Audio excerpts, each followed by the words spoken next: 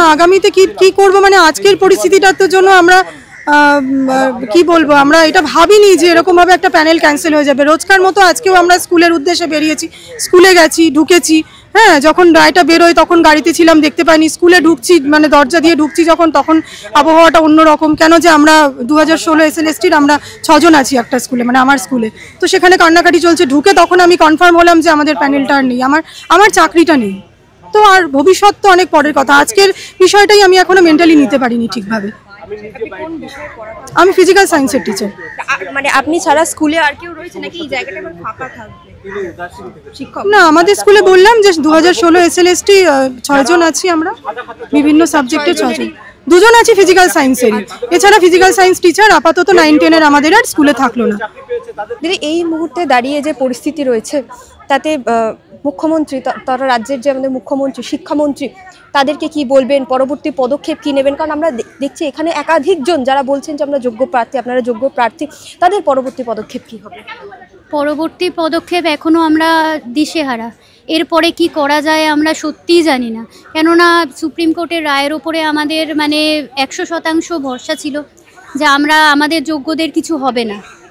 হ্যাঁ, এবার আইনের, আমরা তো সংবিধান, আইন, আমরা দেশের আইন এগুলো মেনে চলি, তার প্রতি একটা ভরসা রেখেই তো আমরা মানে শিক্ষকতা করতে এসেছি। আমরা এই দেশের নাগরিক, আমরা যোগ্যতার সাথে পরীক্ষা দিয়ে চাকরিটা পেয়েছি। তো এখানে আমাদের কোনো রকম সংশয় ছিল না, কিন্তু এই রায় হওয়ার পরে এরপরে তার কোনো কিছুই বিশ্বাস করতে পারছি না। এরপরে মানে আর কাকে বিশ্বাস করব? সব কিছুই মানে ধোঁয়াশা, মানে কিছু কোনো রাস্তা নেই। মানে একবার মনে হচ্ছে জাস্ট মরে যাই, এরকমই একটা অবস্থা হচ্ছে যে মানে আপনি যদি বলেন মরে যাবেন, বাড়িতেও তো সবাই রয়েছে, তারা কি বলবো বলুন তো? আমি তো বাড়িতে বাবাকে ফোন করতে, আমার বাবা হার্টের পেশেন্ট, অসুস্থ, তাকে এখনো পর্যন্ত ফোন করতে পারিনি।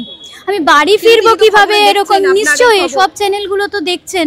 আমি এখনো পর্যন্ত ভয়ে ফোন করতে পারিনি তাকে, আমি কি বলবো? তো বাবাও আমাকে মানে বেরোনোর সময়ও ভরসা দিয়ে গেছেন যে চিন্তা করিস না, তুই তো কোনোদিন কোনো অন্যায় করিসনি, যারা সৎ থাকে তাদের সাথে অন্যায় হতে পারে না। কিন্তু এই যুগে বা এই রাজ্যে বলবো, এই রাজ্যে বোধহয় সবই সম্ভব। এই যে সরকার রয়েছে আমাদের রাজ্যে, তার উপর কি ভরসা হারাচ্ছি? এই সরকারি এই ব্যবস্থার জন্যই তো আজকে আমরা এইখানে দাঁড়িয়ে আছি। এই দুর্নীতিটা যদি আজকে না হতো তাহলে তো আজকে আমাদের এখানে দাঁড়ানোর কোনো জায়গা ছিল না। তারপরেও যখন হাইকোর্ট বারবার বলেছে যে সেগ্রিগেশন করা হোক, সেগ্রিগেশন করা হোক, সেগ্রিগেশন করা হোক, তখন কিন্তু সেগ্রিগেশন করা হয়নি। তখন দেবাংশু বসাক উনি আমাদের এটাকে বাতিল করলেন চাকরিটাকে। তার আগে কিন্তু অনেকবার বলা হয়েছে ওনারা সেগ্রিগেশন করেন। সুপ্রিম কোর্ট অবধি যেতই না যদি তখনই এই সেগ্রিগেট করে যোগ্য অযোগ্য লিস্টটা দেওয়া হতো। এমনকি সুপ্রিম কোর্টেও যখন বারবার করে বলা হয়েছে না ওনাদের টাল বাহানা, এটা ওটা সেটা চলছিল। এবার আমরা কি করব বলুন? এই লিস্টটা তো এসএসসির দেওয়ার কথা, তাহলে আমরা কোথা থেকে লিস্ট দেব? আমরা কি কি পরীক্ষা দিয়েছি সেগুলো কি আবার কপি করে নিয়ে আরেকবার চলে আসবো যে দেখাবো যে এটাই আমার আনসার শিট? আর 6 বছর 7 বছর ধরে কি ওইটার সংরক্ষণ করে রাখার কথা ছিল? তাহলে এরপরে তো পরীক্ষা দিয়ে তাহলে আমরা ছবি তুলে রেখে দেবো যে এই যে আমি এটা আমার আনসার শিট এটাই। তাহলে সিবিআইকে যদি মান্যতা না দেওয়া হয় তাহলে আর তো দেশে কোনো অর্গানাইজেশন নেই যারা তদন্ত করবে। দিদি, আপনি মানে কত বছর কোন স্কুলে, কোথায় চাকরি?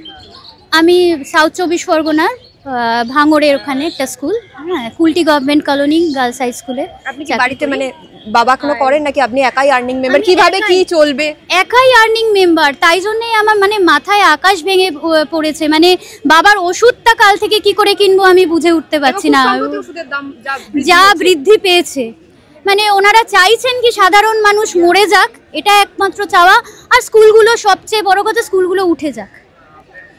স্কুলগুলো উঠে যাক, বেসরকারি স্কুল আসুক, যারা পড়াতে পারবে পড়াক, সাধারণ শিক্ষা ছাত্রছাত্রীরা পড়ার দরকার নেই, মেধাবীরা, কেননা তারা ওই প্রাইভেট স্কুলে পড়তে পারবে না। সরকারি স্কুলগুলো টিচার না থাকলে এমনি সরকারি স্কুল উঠে যাচ্ছে, আরও উঠে যাবে। আমাদের স্কুলেই তো টিচার নেই, আমরা না থাকলে তো আমাদের ফিজিক্যাল সায়েন্সের টিচার আমরা দুজনেই আমরা কাল থেকে মানে আজ থেকে চাকরি হারা। ফিজিক্যাল সায়েন্স, হ্যাঁ, ফিজিক্যাল সায়েন্স ক্লাস হবে না, অল্টারনেটিভ কোনো টিচার পার্ট টাইমার কেউ নেই। প্রত্যেকটা বিষয় টিচার রয়েছে এখন স্কুলগুলোতে, এই তো 1-2 জন করে আছে। এরকমই তো অবস্থা। ম্যাথসের একজন চলে যাচ্ছে, বাংলার একজন, হিস্ট্রির একজন, একজন করে পড়ে আছে। কোথাও কোথাও পুরো স্কুল সমস্ত মানে তারা এরকম অযোগ্য, মানে অযোগ্য তো বলবো না, মানে তারা বলছে যে তাদের চাকরি গেছে।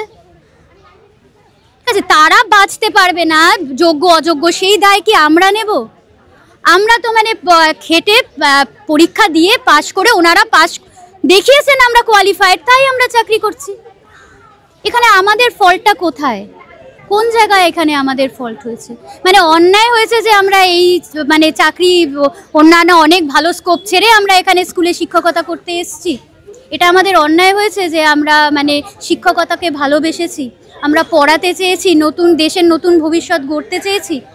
আমি বলছি দিদি, পরের মাস থেকে হয়তো সবটা ঠিক হওয়া সম্ভব হবে, এখনো দীর্ঘ সময় লাগবে, তো সংসার তো চালাতে হবে, কি করবেন ভাবছেন?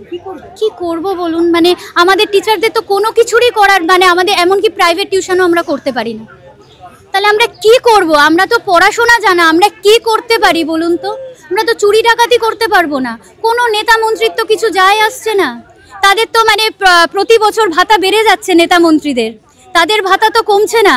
তাদের যোগ্যতা অযোগ্যতা কেউ বিচার করছে না, কিন্তু তারা আমাদের বিচার করছে। এটাই হচ্ছে আমাদের কি বলবো আর আয়রানি, তাই না? তাই আয়রানি।